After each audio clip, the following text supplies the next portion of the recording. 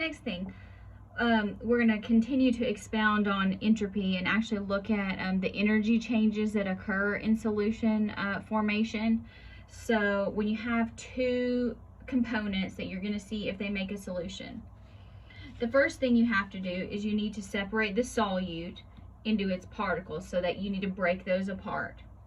And so we call that delta H solute.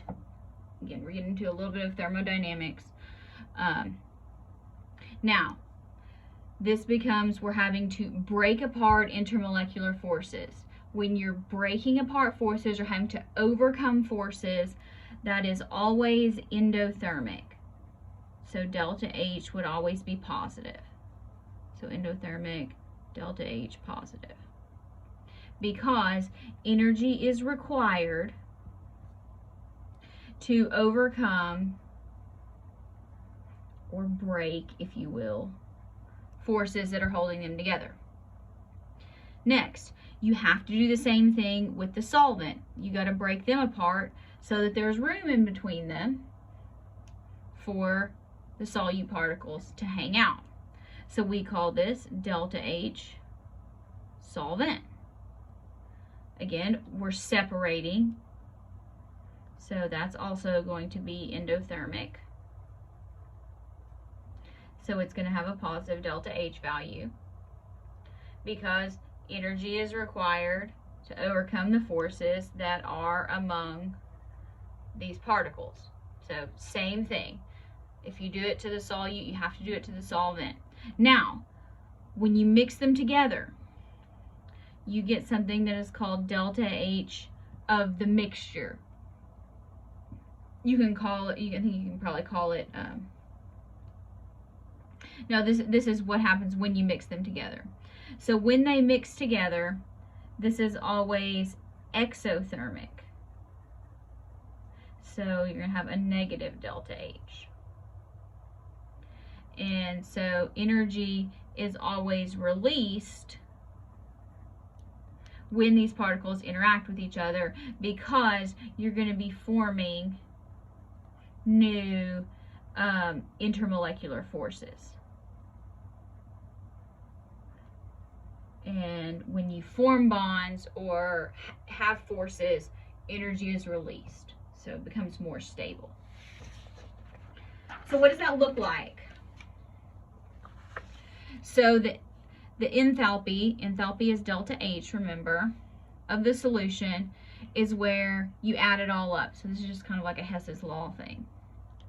So delta H of the solution is going to be your delta H of your solute plus your delta H of your solvent.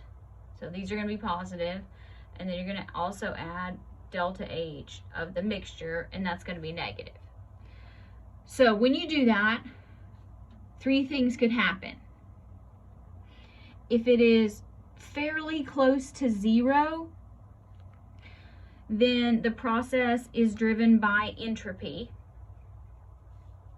And so the solution actually forms, even though you're not really getting a change, in potential energy. So the energy of the system is actually going to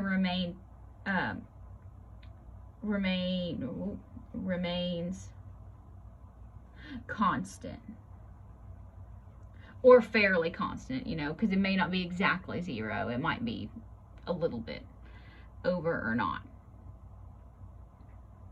So if delta H of solution is negative, so if it's less than zero, in that case, the process is driven by both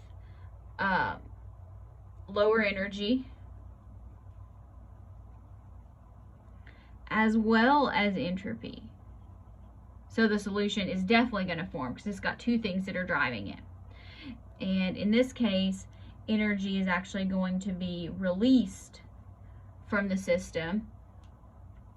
And so that's going to mean that it is exothermic, and so you can actually feel heat.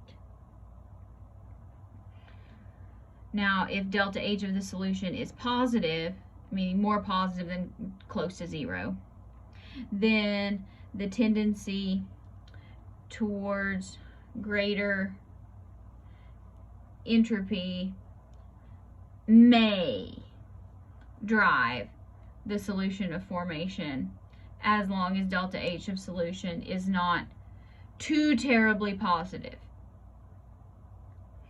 If a solution does form, sometimes it does, sometimes it doesn't, but if it does form, you still have a positive delta H. So that means energy is still gained or moving into the system. So when energy goes from the surroundings into the system, that is endothermic.